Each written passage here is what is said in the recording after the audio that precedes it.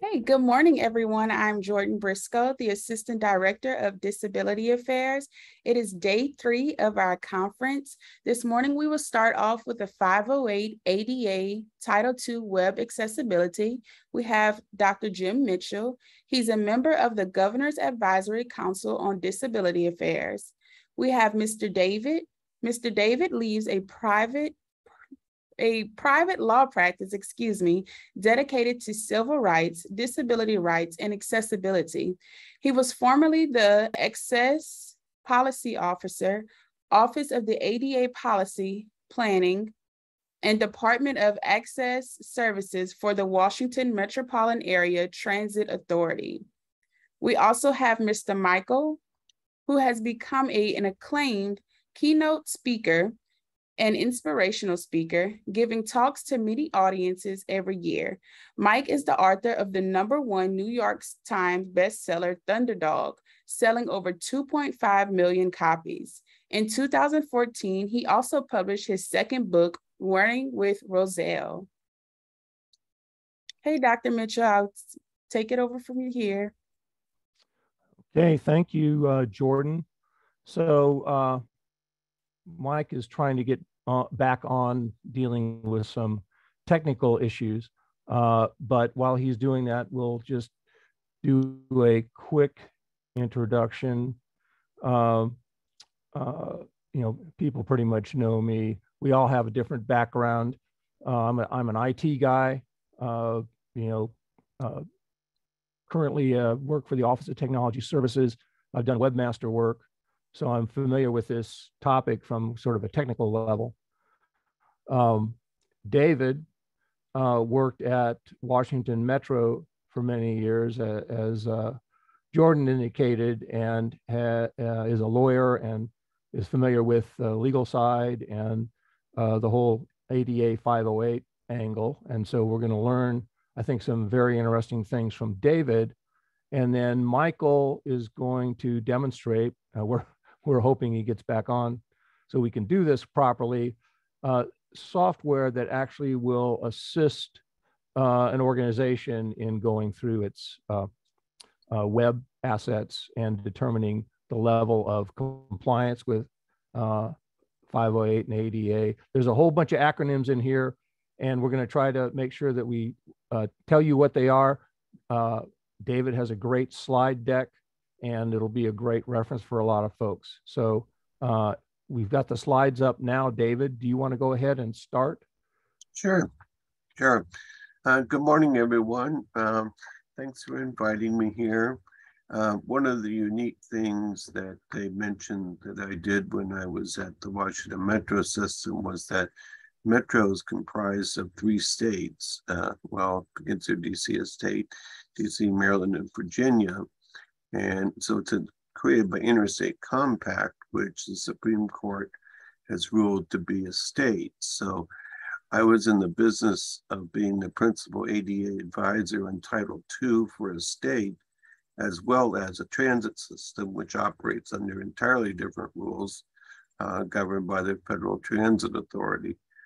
So I kind of got both ends of that spectrum of all of the ADA 2 requirements for a state government, since they involved every aspect of our authority. For example, as a state government, we had police authority, we had a police department with arrest powers and so forth. So, but I have spent almost 40 years practicing ADA law. In fact, that may sound odd since the ADA isn't 40 years old, but I started off in California after leaving Stanford to litigate these cases under the Unruh Act, which was California's pre-equivalent to the ADA. So let's focus a little bit first on, let's go to the next slide. But what I want to hit first is, why is accessibility important? About 20% of the country is disabled, according to Bureau of Center Labor Statistics. And of those, approximately the largest percentage, around 38, 39%, maybe a little higher now, are people with cognitive disabilities. Roughly the blind come in, depending on whether you count blind or low blind, at 3 to 5%. The deaf, similarly, depending upon the region. For example, here we in DC have Gallaudet University, so we've had to make spatial extra accommodations for the blind, which I might mention along the way. And then there's the group of people using wheelchairs who have other motor disabilities. All of these affect your use of the internet. And they affect it in different ways depending upon your level of disability. For example, I'm legally blind, which means I can see a little bit. So like with 20x magnification, I can see the slide on my screen. It's a not very effective reading tool when you're a lawyer and you have to read 100-page briefs. But so I use what's called a screen reader, which hopefully Mike's going to demonstrate later.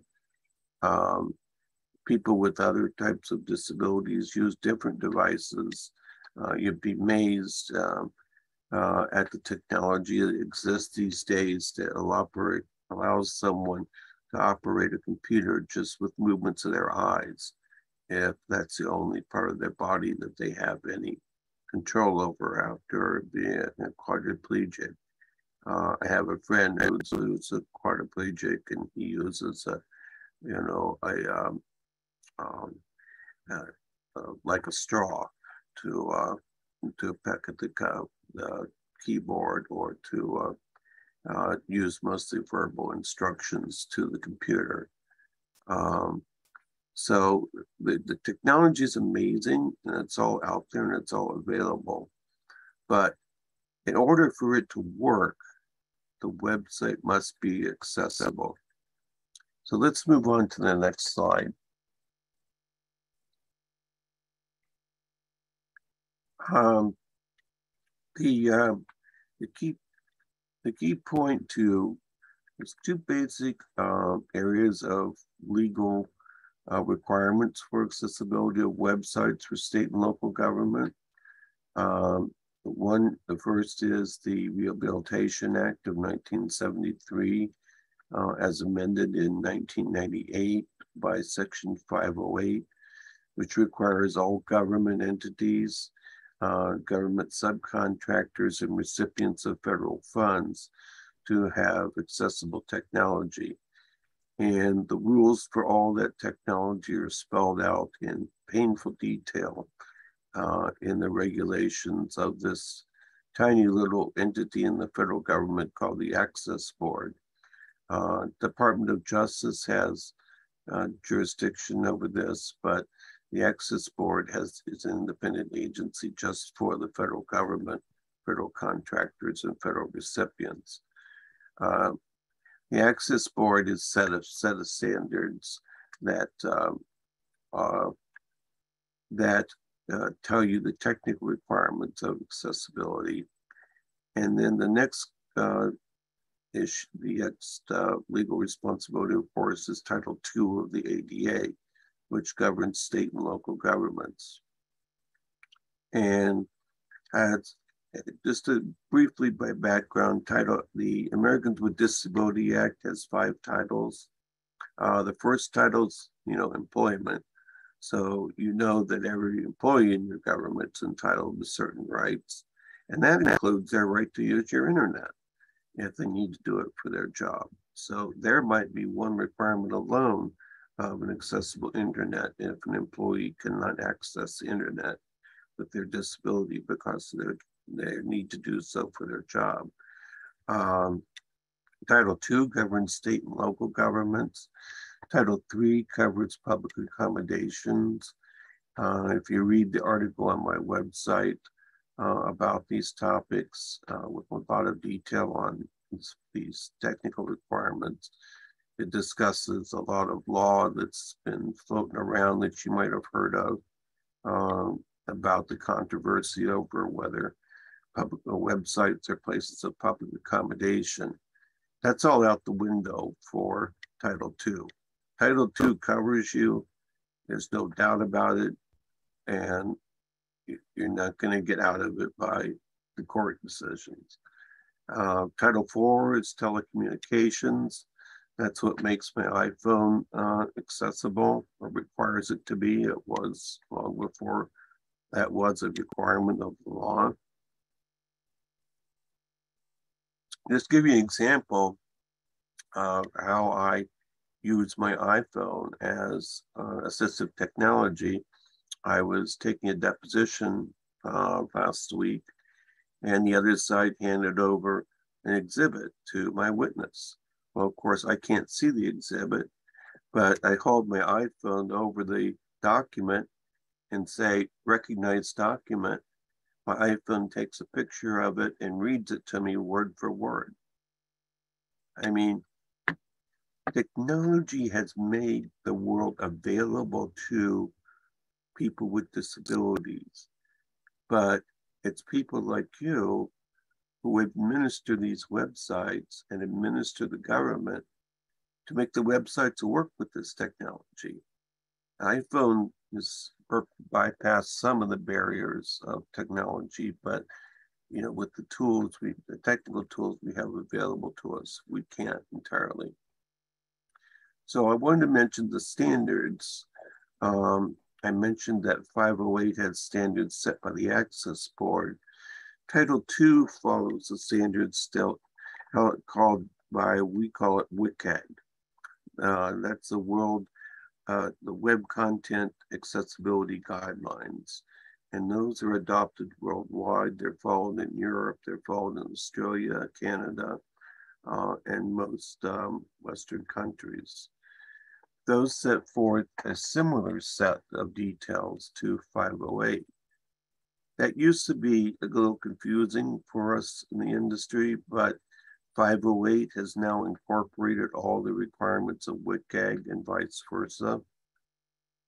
So the only difference that you have to worry about between 508 and WCAG is the other issues that arise under these statutes. Like, for example, under 508, you must have an accessible telephone for a blind person. When I worked in government, I couldn't read the caller ID. I couldn't use the speed dials because my desk phone wasn't accessible. There was a federal court ruling in DC requiring that phones be accessible by people receiving 508 coverage. That's just one example. Printers, copiers, scanners, fax machines, all of those things in a business, including covered by 508, have to be accessible to people with disabilities, whether they're blind, have motor or other height disabilities, or in a wheelchair. You have to put some stuff at wheelchair height, for example.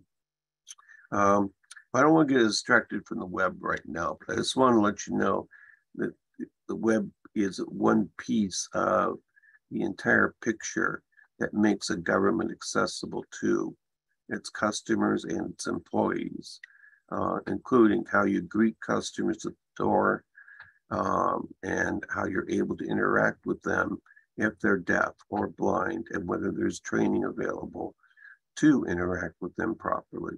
Because the ADA requires that all employees be trained to their level of proficiency in their duties under the ADA. Let's move to the next slide. The Rehabilitation Act, as I mentioned, goes a little bit beyond the ADA in its legal requirements, because of its additional requirements for employees. Plus, you have the Department of Labor has jurisdiction to enforce the Rehabilitation Act regulations that require accessibility for government contractors or those receiving government funds. If you're familiar with the process, you have to do an affirmative action plan every year under Section 503, in which you have to certify that your website's accessible. Failure to certify that could result in a conciliation agreement or fines from Department of Labor, for example. Next slide. The Americans with Disabilities Act Title II, though, it's clearly the broadest and clearest method by which that you must consider accessibility, because this applies to everything you do. I know, again, I'm here to talk about websites, but I would feel remiss if I didn't emphasize the importance of how it covers every service and program you provide to the public. So the website is a key example, and I'm going to give some examples, and Mike's going to show that better. But for example, if someone who walks up to your door is deaf, is your receptionist trained how to communicate with them? For example, at Metro, I had, because we're near Gallaudet University and the largest deaf population in the United States, we had all the police officers equipped with this app called Purple. And Purple is a sign language interpreting app. And so basically you use it like FaceTime, and the person signs into the app. The sign language interpreter reads what the person is signing to the police officer. The police officer reads back to the sign language interpreter, who interprets it on the phone to the person who we're dealing with. We had a couple high incidents of interactions with the deaf that didn't go well because there was a lack of ability to communicate in an emergency. And so that was the solution. That's that app, and some similar ones are often used now by hospital admission desks as part of HHS requirements for accessibility. So that's just sort of an example. If someone walks in who's blind, who's wandering around your lobby, what do? You just let them bump into things? How do you help them properly? How, do they walk up with a sign a guest register when they obviously can't see it? I mean, all those sort of things are part of Title II and how its accommodations have to be adapted to state and local governments. For example, you can't have a public meeting without a sign language interpreter. If a person has requested a sign language interpreter for a public meeting, the sign language interpreter doesn't show up, you have to cancel the public meeting. I've had to do that before. Let's move on to the next slide, where we can specifically focus a little more on the Justice Department. Hey, David. Yeah. Can I interrupt just for a minute? We have, in Louisiana, have had to deal with the issues from your last slide with like emergency evacuation shelters and those situations. And, it's always a work in progress, but that's been a big issue during, hurricane evacuations here in Louisiana. Yeah, I mean, those need to have, obviously Braille on restroom doors, and you have Braille on certain key things. There are ways. There's another technology company I work with that actually can map emergency routes for people with disabilities and guide them step by step. And I'd be happy to talk with you about that. But we have the same issue. I do the same issue in dealing with safe areas of refuge in metro train stations. Where do you go if you can't get out? If the fire is up on the level above you or something, and it's a challenge. And we're working right now on how to map people to find those locations in a project we're working with Metro, where we're setting up an app that navigates the whole system for the blind and people with disabilities, is to be able to guide them in an emergency to the proper waiting place where rescue personnel know to wait for them. So again, we've got technology to deal with that now, and that's what's so amazing. But what I wanted to show you now, this is a slide taken off the Justice Department's internet site. Has the Justice Department logo on the side. And it's just a news release from the Department of Justice, and noting that the Justice Department has now issued web accessibility guidance under Title II, and they've been enforcing it. They've been going to smaller towns, counties even, and filing lawsuits and getting consent decrees. And I've been through two consent decrees myself with a government agency, and they're no fun for the state to have to be under consent decree and supervision and so forth. So they're actively pursuing state and local governments right now as a policy initiative, as part of President Biden's executive order to the federal agencies. So Dave, just make sure the slide that's up right now is the 4 principles. It's a what? The 4 principles, POUR. Okay, can you go back to the Justice Department slide?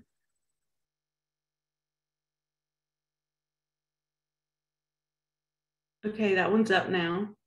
Okay, sorry. This was the slide I was referring to. Anyway, I just went through that. Let's go to the next slide. Understanding the 4 principles of accessibility. So this is getting a little bit into the weeds, but I'm trying to keep it very general for you. So the initials to remember are POUR, P-O-U-R. And you're going to pour all this knowledge into, a carafe of wine or something. The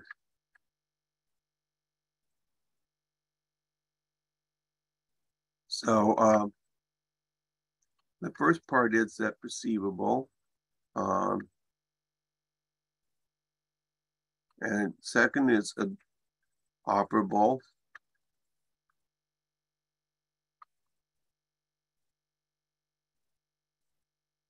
The information has to be understandable, and it has to be robust to work with assistive technology. And let's go to the next slide, and I'll show you just one example out of my article for the blind of some of the things that you may not think of when you go to design a website or even look at one visually. For example, how often is it that you see on a website that an error code, you entered your password wrong, is in bright red? Well, oftentimes that bright red is not labeled, and it's also a color that colorblind people may not be able to see. So they have no idea you've made an error or that you have, that you need to fix it. You just keep going around in circles and then eventually figure out this isn't gonna work. Or if you have something where something's colored blue and green for one purpose and another, then you have to say, labeled blue for, high rating, labeled green for medium rating, maybe yellow for caution, something like that. Like we had to on our website, I had to make them put labels on every train, whether it was yellow, green, red, silver, purple, whatever, on the dots on all the website in order for the color to be able to interpret what line that train was on.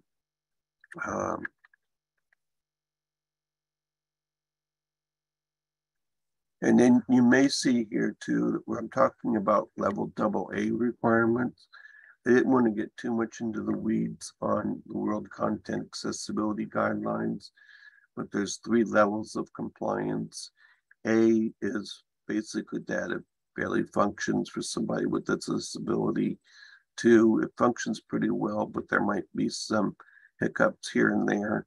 And AAA, which is rarely achieved, means that it's, as close to perfect as you can get it. The legal standard required by DOJ and the courts is AA. And WCAG also is continuing to be updated. Let's move on to the next slide.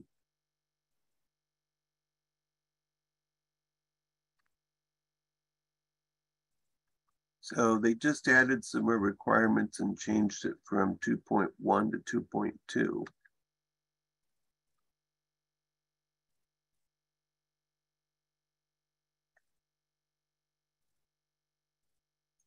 I won't go through these in detail because they're in the slides, and I'm pretty sure the slides are fully accessible. So you can read the minor changes, but they're focused more on the blind and non-mobile. That's the other piece that I haven't mentioned yet. You can go to the next slide, which is that the courts are now interpreting both that these requirements apply to both websites and mobile apps. You can take down the slides now. I'll be speaking just straight. For example, the case that just went to the Supreme Court and they denied review that came out of California, where Domino's Pizza's app to order pizza wasn't accessible to the blind. And Domino's fought that so hard all the way to the Supreme Court, and ultimately the Supreme Court denied to review it. And the courts in California have now held that even mobile apps, especially when they're tied to a physical location, like ordering food, have to be accessible. And I'll tell you, like, for example, Uber Eats, it's accessible. I don't know about some of the others. I haven't, that's the one I just happen to use most of the time, but they clearly got the notice after all the lawsuits from DOJ about not taking guide dogs and so forth. So yeah, that's one example of a pretty good, usable, accessible app. But anyway, to the extent, like in your Department of Transportation, you have apps that might be, say, when your buses are going to arrive or things like that, those are going to have to be accessible. And of course, there's additional requirements exposed on Department of Transportation through FTA. They specifically have regulations requiring that any website that has public transit information on it has to be accessible. So that's a third agency that can go after you for failure to have an accessible website. FTA Civil Rights Division, DOJ, DOL, not to mention private lawsuits, which are doubling by the year. There are hundreds, I think the last year, maybe over 888 lawsuits over websites. Personally, I'd rather help people fix them and understand their obligations and get them working towards accessibility than, collect the legal fees for getting a court order to force them to do it. They're willing to do it anyway. And so that's kind of where I focus most of my practice right now. Any questions from me, or do we move to Mike now? Well, Mike, how close are you to being ready to set that up? We're here. And here are JAWS in the background. That's David's. I'm going to try to share my screen. We've been having some screen sharing problems, and I will get video started. So what I'm going to try to do is to share the screen, and we'll see what happens.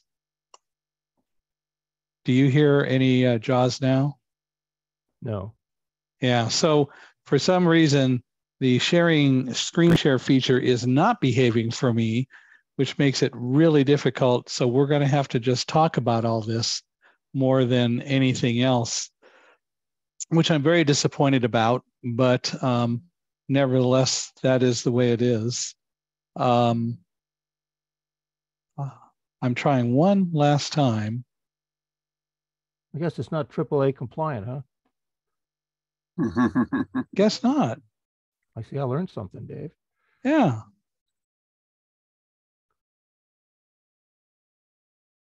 Well, while Mike's working on that, I got a question for Dave. All right, you go ahead, and then I'll just talk through this. Okay, that's fine. So, Dave, you know what? A couple hundred years ago, they passed the Bill of Rights with the first 10 amendments in it. It took a while, I guess, for that all to get ratified. You know, back in the 60s, they passed, you know, the Civil Rights Act. They passed the Voting Rights Act. None of those things actually, you know, immediately changed the world and guaranteed everybody those rights, right? So there are court cases. There's the legal process to like make these things happen. And, you know, it's, you know, what I am hoping that we can do with the information that you provided us is, you know, get people out there educated, you know, what people need to know when they are, you know, encountering accessibility issues. It could be at work, could be transit, you know, whatever. And we don't need to answer this right now if Mike's ready to go, but I think people ought to be able to leave today understanding like where do they take the problems they encounter.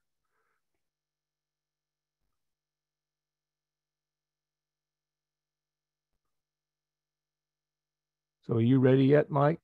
Yeah, I thought David was going to answer.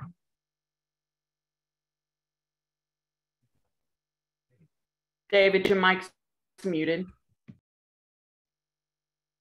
Okay, my audio cut out there for a second for some reason. What were you saying? Can you repeat the last part of that, Jim? Well, basically, you know, when people encounter, you know, like the local bus company's website, you know, is, you know, horrible for accessibility. They have mobile apps that are useless for, you know, blind people.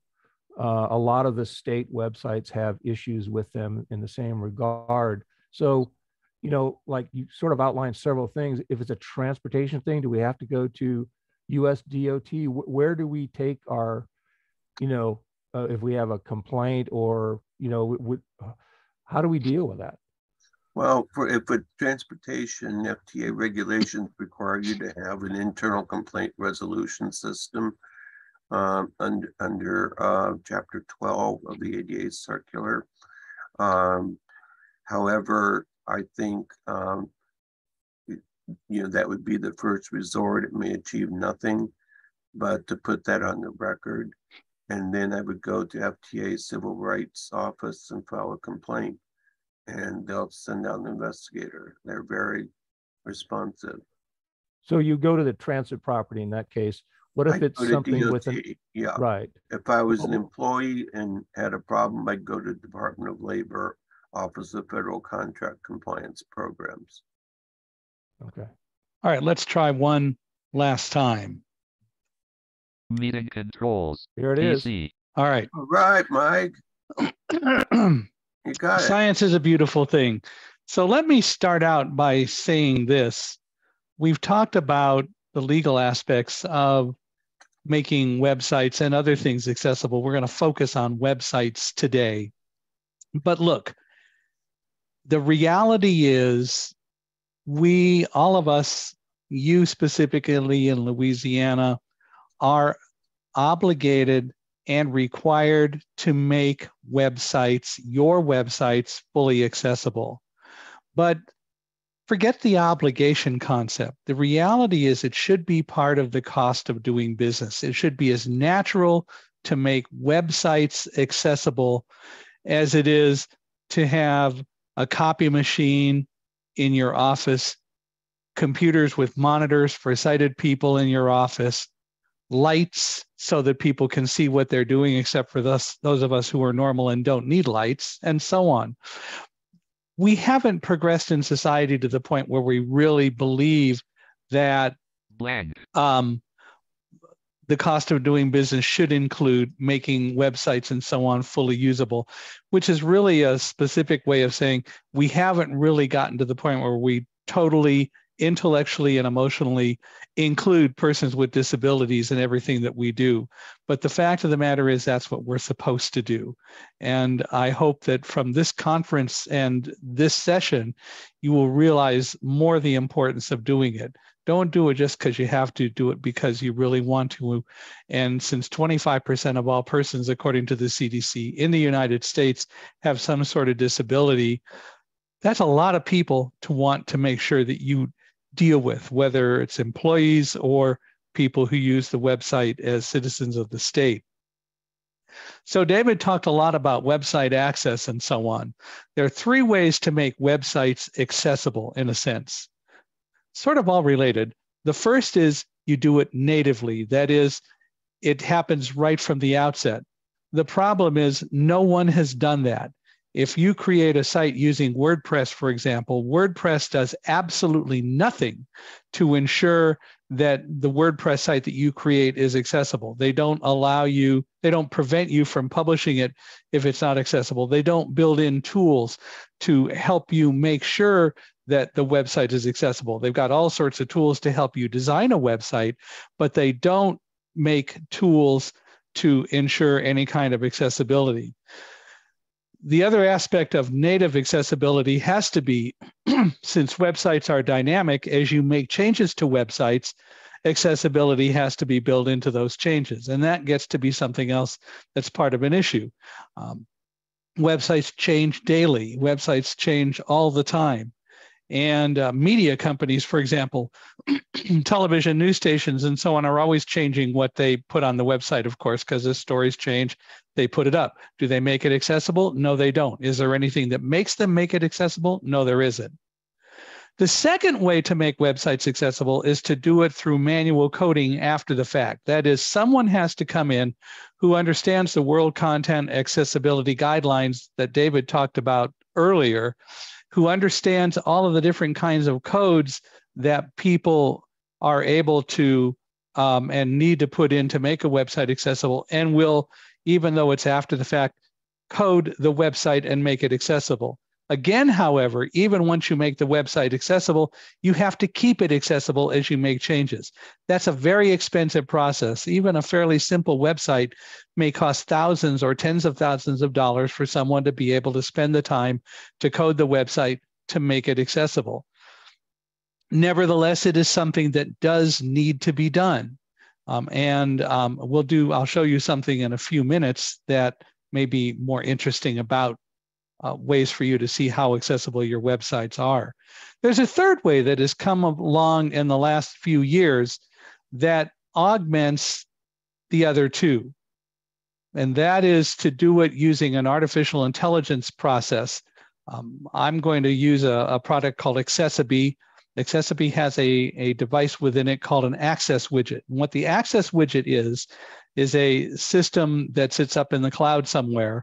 And when someone subscribes to the Accessiby service, and it is not a very expensive process, certainly by relative standards to even manual coding after the fact, the widget looks at the website, analyzes what it can do, and then it makes the website accessible by not recoding the website, but transmitting all of the alt codes, all of the access codes that come from the standards created through the web accessibility or content accessibility guidelines, transmits them to the browser of the consumer. So the consumer thinks that the website is accessible because the browser thinks that it's accessible.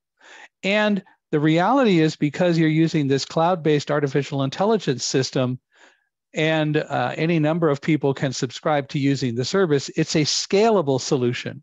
It isn't perfect. There are things that it won't do yet that it can't do, and I'll show you some of those. But it is the only one of the ways to make websites accessible that's truly scalable.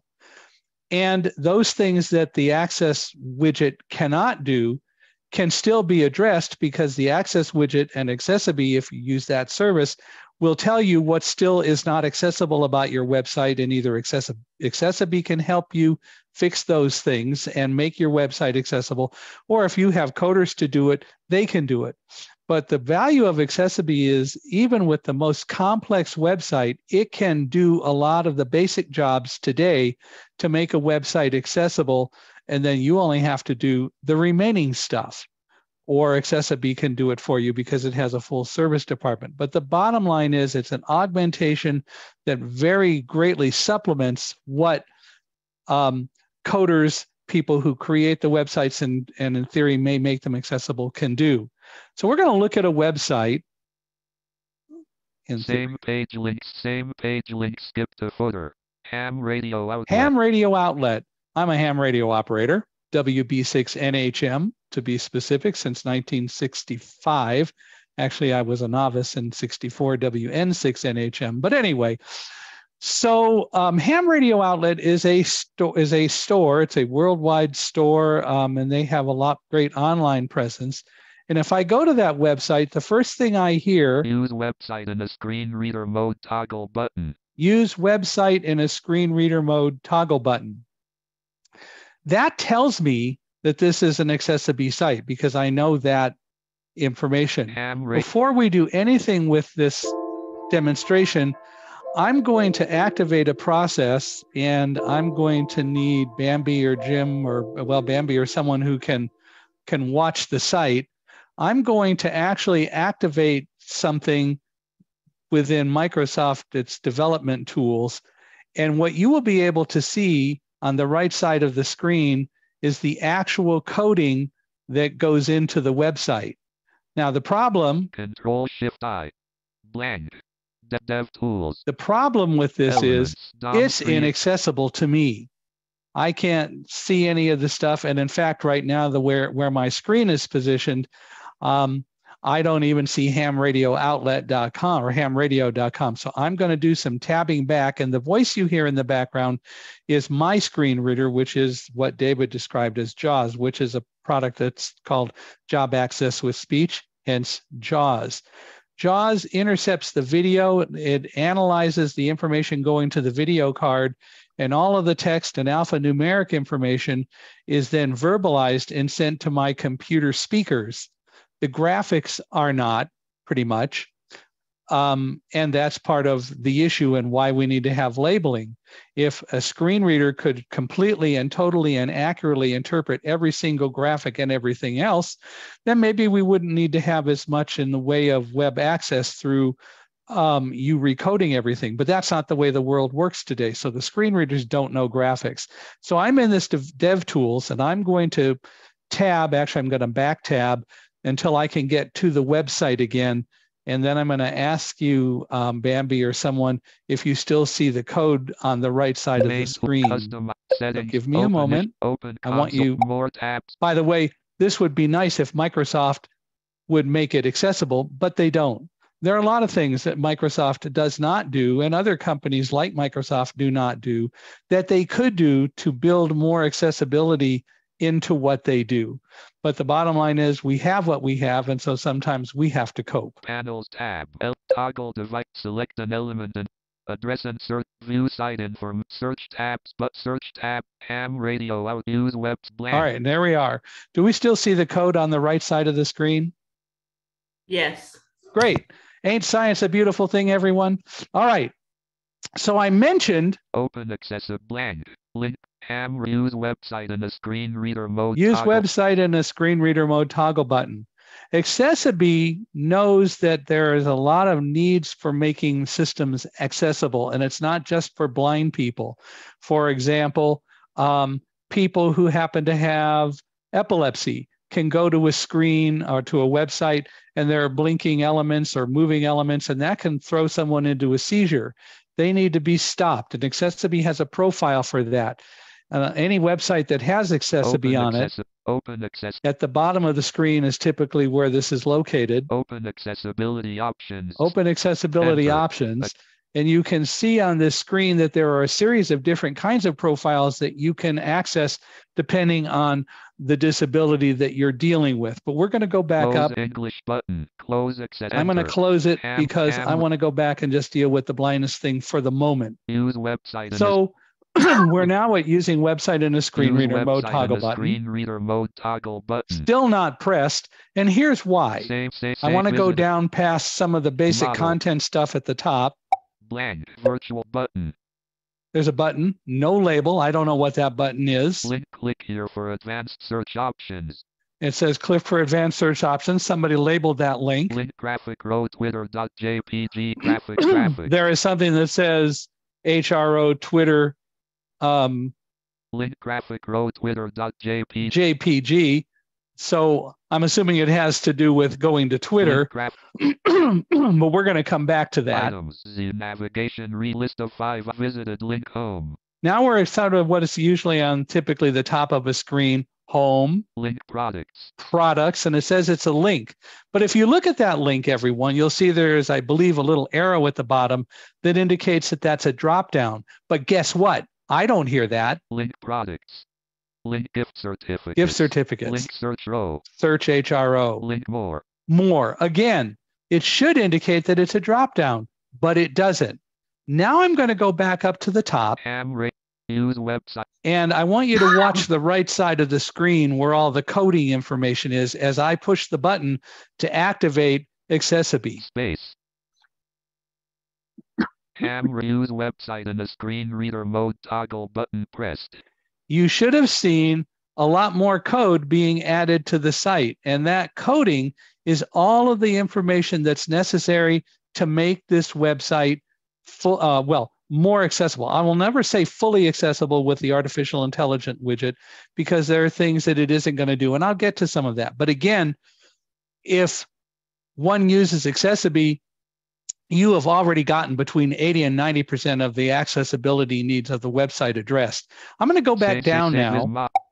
Virtual link, click here for a link Twitter new window Twitter apps. Now listen to what it says with the Twitter link. Link Twitter new window Twitter abstract text. Link Twitter new window, which tells me that if I click on that link, it's going to open a new window. I didn't hear that until I activated Accessibility. Link Facebook new window row Facebook. Facebook the same way. Items, your main menu visited. Now, here we are. We're at home. Visited link home. Now watch what happens when I go to products. Products button menu collapsed menu. Ah, it's a menu. Now I get the information that that's a drop down and I can open that menu. Main menu navigation region. Products button menu. Submenu regions. Products button menu expanded. Link search. Link new products and so on. Links products button menu I never knew until I activated Accessibility, technically speaking, that was in fact a menu or what you might call a drop down. Likewise, expanded. Submenu link new product. Links products button menu expander. Products button menu. Expanded. Submenu read products enter expanded enter collapsed. There we go. Now it's collapsed. Expanded. Submenu read products button menu expand enter products virtual PC enter expand enter collapsed. A virtual use website in a screen. All right, I'm going to go back down. Link face items main viz products button menu collapsed menu. Link gift certificates. It's still a link. Link search row. Search HRO. More button menu collapsed menu. More, and it says it's a menu and it says collapsed. Those are just a couple of the things that Accessibility introduces that are in the system already because of the fact that they were programmed in, but somebody didn't insert the codes appropriately to make sure that I, as a blind user of this system, knew that those drop downs were there. And that's what Accessibility brings. Making a website accessible is all about inserting all sorts of special codes and all sorts of special kinds of elements that make this as usable for me as it is for anyone else. And again, why? For me and for the other 25% of persons with disabilities out there, if you don't make your website accessible, I don't have access to it. If I don't have access to it, I'm not going to spend a lot of time fighting it and trying to use it because I can't. I can't do the things that other people are able to do. And that's plain wrong. And you should want to fix that. From a time standpoint, we don't have a lot of time. So I'm going to cut this a little bit. I want to go and show you Control-L, address and Accessibee's website. select A, select M. Address and search bar If I edit typed it right. www.accessib.com. Enter. Select. We will go into the Accessibee website. And the reason I'm going here, Virtual PC, web accessibility, the web. reason I'm going here is that you can, anytime you want, go determine how accessible link a website is. Page menu navigate list of 4 links of link visited link free audit. Free audit. You can use any number of different tools that are available on the internet to check the accessibility of a website. I like the Accessibee tool because what it will do is it'll spell out in English what problems and what successes your website has from an accessibility standpoint. There are a number of websites that are audit tools that are out there, but a lot of them are much more technical and are much more difficult for non-really technical people to be able to use. From a standpoint of, well, is Accessibee biased because it wants to sell you Accessibee? We're dealing with the Web Content Accessibility Guidelines and other specifics that are out there that define what makes a website accessible. So all of these audit tools deal with, do we provide accessibility on the website? I'm going to go into the audit tool. Virtual PC. And visited list, visit link YX, visited link list sub menu nav, a mock-up of heading level 1. Find out if the heading level 1 ADA is your business. Learn whether or earsite.com. I'm going to put in www.la.gov. Comma, require, comma, M, require, O, G, V, V, period, A, period, V, blank, V, G, O, V, earsite.com, edit, required, www.law.gov, virtual get audit button, enter, get audit. And I've now told it to go off and audit the site. Close but logo evaluating ... And it's evaluating the site. It will take about a minute to do. And then what it's going to do is to give me a little bit of an overview about what the audit will show. And then it will give me the ability to have a link down emailed to me to actually download that audit. I did that yesterday. And any of you can audit any website. Go to www.accessibe.com, get a free audit. Evaluating and website. You Please can wait do that for for any website that you want. It is totally free results to are do. Ready. Aha. White label report check get the unclo logo website. W virtual subheading. You have a long way to go to achieve WCAG 2.1 compliance. A long way to go to achieve WCAG compliance. Heading level 2. Get the full PDF full name. Double PC. So I won't worry about emailing it. Email it virtual get white looking to fix the result. No accessibility system detected. Heading level 2 clickables. Score 75. Good score elements with button functionality should be tagged for assistive technology. So it's saying that there was a fair amount of collapsed. work done to make buttons and other clickable items accessible. Good score, bad score links. The heading score. Heading level 2 titles. Title. Score 33. Bad score. Every page should include a single H1 title arrow down button collapsed. So I won't go any further, but the bottom line is that this says that there's a lot of work that needs to be done to make this website accessible. Again, any of you can go to accessibee.com and do it. I said before that if you manually code a website, which is what we mostly have to do today, unless we use Accessibility, it can cost thousands of dollars. David didn't tell you the story of when he was working with the DC Metro Board. They spent over $100,000 with a company to manually code the site. And after they did, this website not only wasn't fully accessible, although they said it was pretty accessible, it didn't even include accessible menus and other things like that. Accessibility, if you've got a fairly simple website, anything under 1,000 pages in a particular domain, it's $490 a year. Why is it so inexpensive? Because it's scalable. It's spread over right now over 150,000 websites that Accessibility works with. So it's able to do this pretty inexpensively. I think the most I've ever heard is if you have a website with 1 million pages, it's like $4,900 a year to make that website as accessible as the widget can do. And the other part about it is it monitors the website regularly to make sure that you continue to stay accessible, and it fixes any changes that have been made that you are able to see and that the website audit sees or Accessibility sees.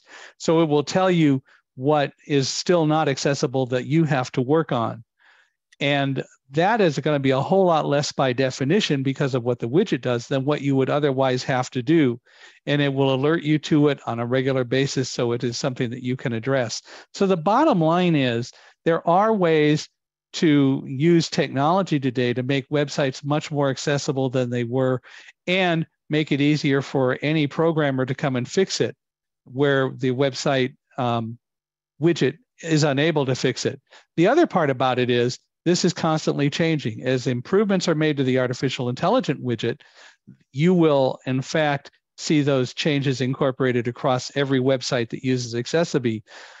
One of the things that Accessibility, the AI widget is able to somewhat do is look at images. And we don't have time, so I could take you there, but on my website, michaelhingson.com, there's a picture of me hugging a yellow Labrador retriever who happens to be my 5th guide dog, Roselle, who was with me in the World Trade Center on September 11th.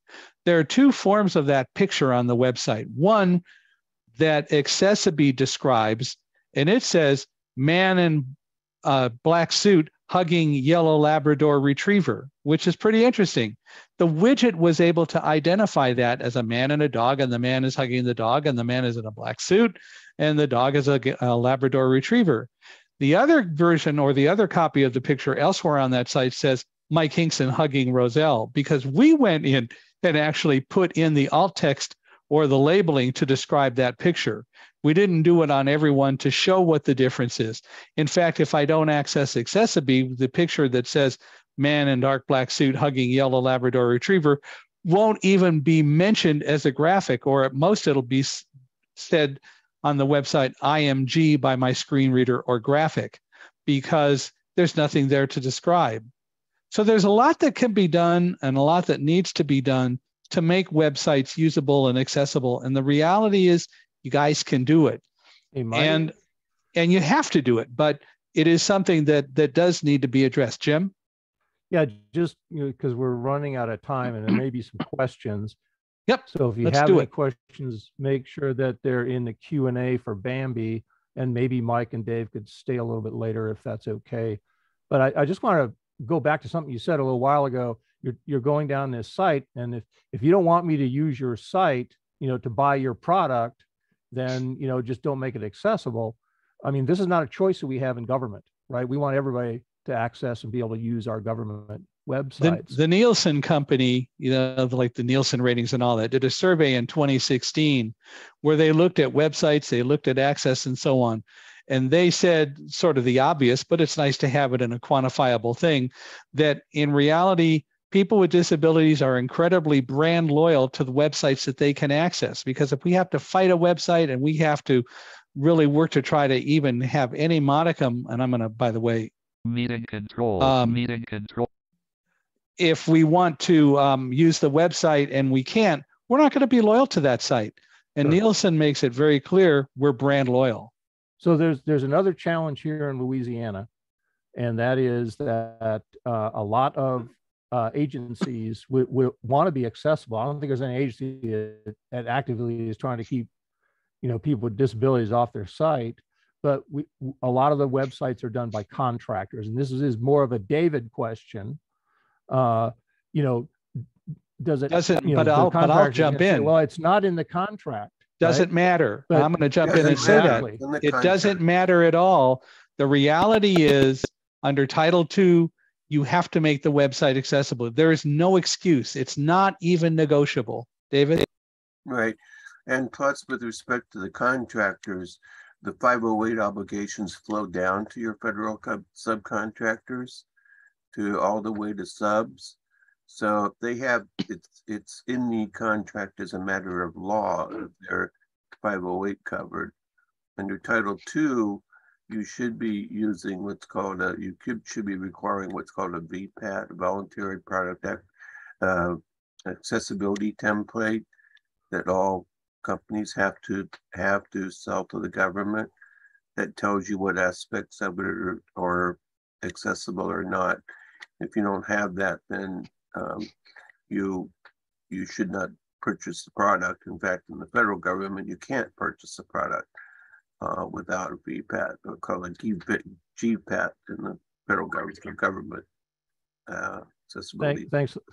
That's good to know. We need to get that information to our purchasing people. Bambi, do we have some questions?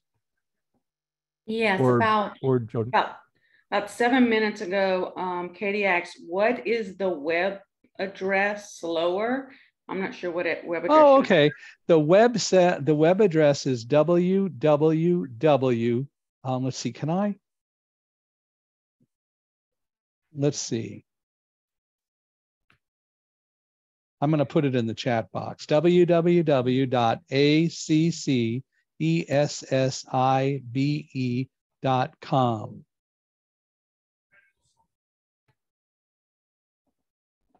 Oh, it just said to all panelists. So can I?